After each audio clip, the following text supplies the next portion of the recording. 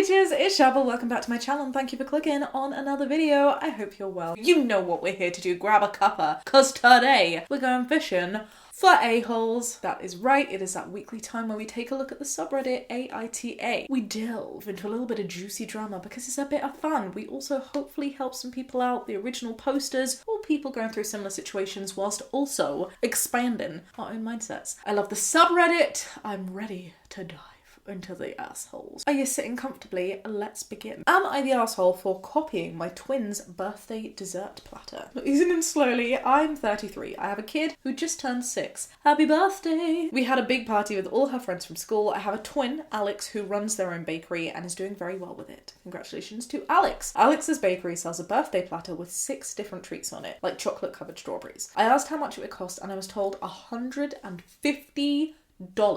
Who is spending 100? I mean, how many people are we talking about? Because $150 is a lot of money. I mean, fair enough. Some people have the disposable income to spend that amount on a child's birthday party. But honestly, I would just make my own chocolate covered strawberries. This is way too expensive for me to spend on a 6-year-old birthday party. Preach! Especially with the other desserts that's going to be there. Also, I know 6-year-olds don't care about fancy chocolate that much. So I bought the stuff for about $40 and spent the day before the party making the small desserts. It wasn't too difficult, but not as nice as Alex's dessert. See, Alex? OP agrees that you are significantly better. I put them at the party and Alex was invited. Alex was extremely upset and left the party. Oh. We got into an argument on the phone about leaving and me stealing her birthday platter idea and not supporting my sibling. It's got to the point where my parents have sided with Alex and I'm being called a jerk. Am I the asshole for copying my twin's birthday platter? Ooh, I'm in two minds of this one. Normally I have a verdict, like a badge right at the beginning of my head and I can be like, bah!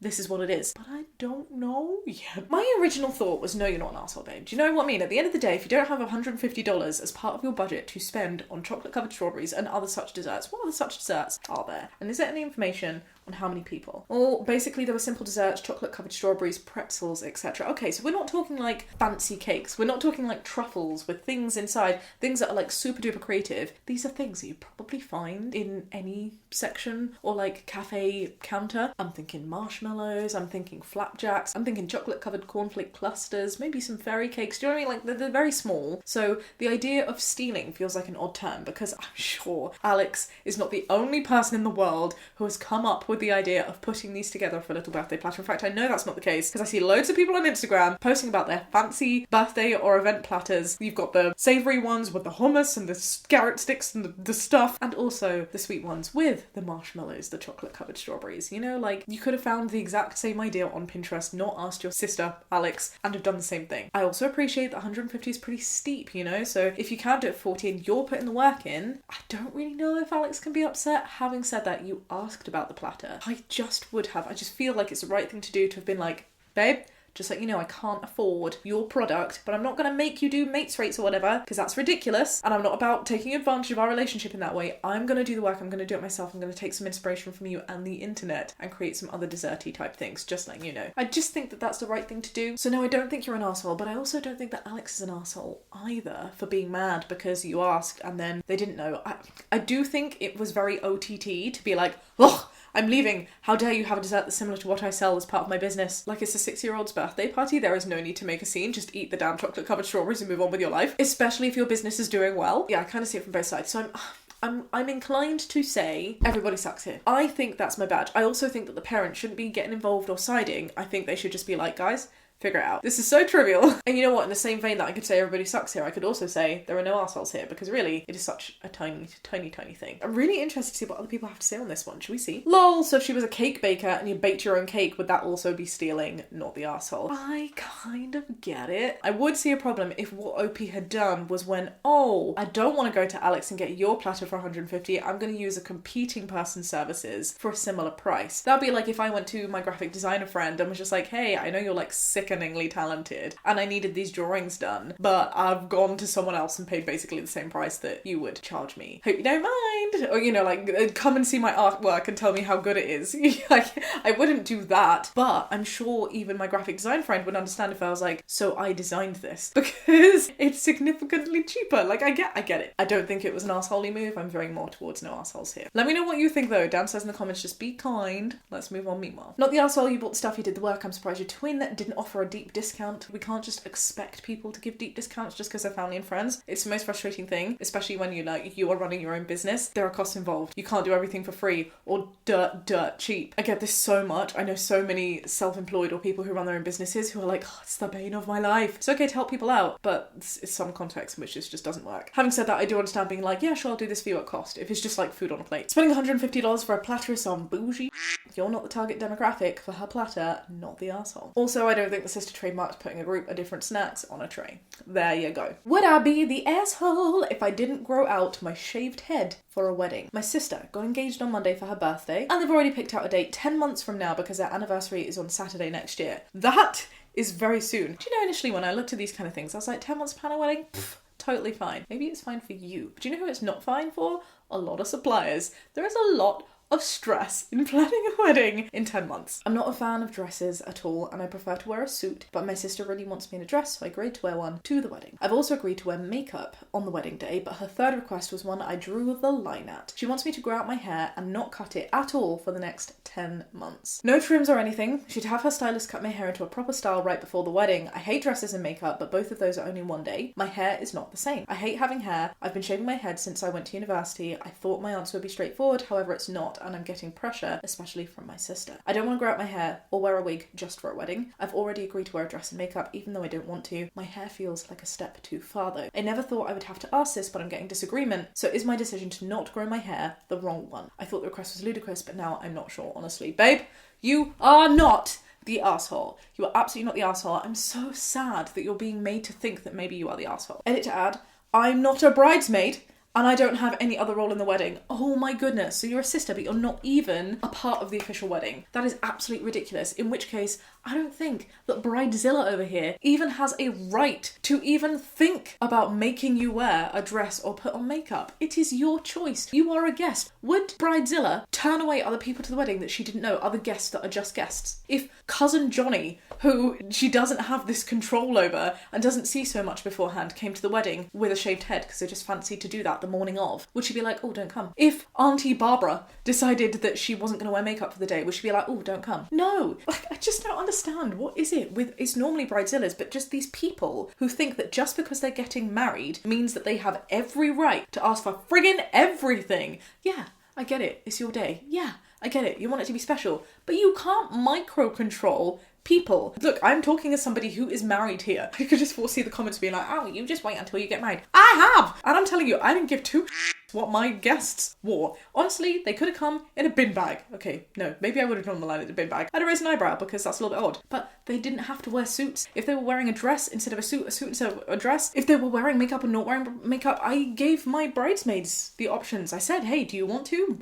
A couple of them said no. Okay, fine. At the end of the day, I want you there because I love you and I like you as a person. I don't care about dictating what you look like. That is not my role. And if it's going to make you uncomfortable, why would I want to put you in that position? Why can't brides and grooms and people getting married, whoever the non-binary term is for bride and grooms, get that? I just don't get it. Sorry for the rant, friends, but it really, really bugs me. Like, stay in your lane. The other reason that I think I'm getting a little bit annoyed about this, and maybe it's not true, I am LGBT+, and sometimes, I'm not going to say like my gaydar is popping, but like my gaydar is popping. No, it's my need for self-expression is like highlighting. I'm like, dip, dip, dip, dip, dip, dip, dip, dip. Feels like somebody needs protecting with their identity. It might be that you are a cis, straight person, totally fine, but your expression is different and you deserve to express however you want to express. It could be that, it could be total opposite end of the spectrum, that you are dealing with some identity things. Maybe you haven't found the words to explain exactly what that might be. Maybe it's in the realm of sexuality, maybe it's in the realm of gender identity, maybe it's neither and it's something else entirely. All of that is totally okay, but for that reason as well, particularly when it comes to things like suits versus dresses, hair or no hair, you have no control. And you're right, even maybe for one day, you can shut up and bear it. Like, for example, I feel very restricted in certain kinds of Asian outfits. I don't like wearing them, but I will do it for one day as a sign of respect if I'm going somewhere to celebrate and it's the right context to do that. But you can ask me to do that for 10 months?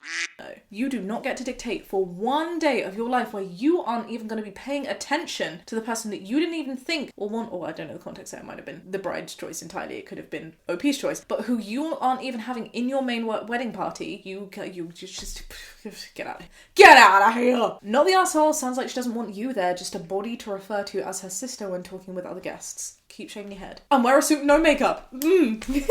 Not the asshole at all. The point of having someone to be in your wedding is because they're bearing witness to an incredibly important life event and they're an incredibly important person in your life. Bridesmaids are not decorative ornaments for the wedding. I'm really tired of all these people forcing their loved ones to be as much. I get wearing a matching dress, but this is so beyond the pale of reasonable. You're perfect the way you are, OP. Don't feel bad and don't grow your hair. And then OP says, thanks, but just to clarify, I'm not a bridesmaid. And the person goes, oh, well, homie, wear whatever the you want then. And I couldn't agree more. Not to the asshole at all. They honestly have no right to ask this of you, but you're being very kind and obliging to their ridiculous requests, especially when you're not in the goddamn wedding party. I started shaving my head in 2019 and the thought of growing my hair out makes me itch. Not really, but I don't want hair again and I love my shaved head. I'd absolutely not grow it out for anyone, especially a sibling, and especially not to be a guest at the wedding. And OP says, solidarity, I love mine too. Clearly, it means a lot to you and it means a lot to people who do that. That's why they do it. So just leave them alone. Accept them as they are. Have your damn wedding, sort your own hair and makeup out, and just move on. Oh my god. Am I the asshole for demanding Taylor Swift tickets? Anyone who's demanding tickets to a concert sounds like the asshole. However, the want to see Taylor Swift is real, especially with the Eras tour, so let's read on. I'm a 16-year-old girl. I've been terrified of cars since I got into a severe accident with my family at the age of 12. Sorry that happened. It's a very severe trauma that I was unable to get therapy for years. My mum doesn't believe in it. Because of that, I've yet to get my license, which is a common source of contention between me and my mum. When Taylor Swift announced her Eras tour,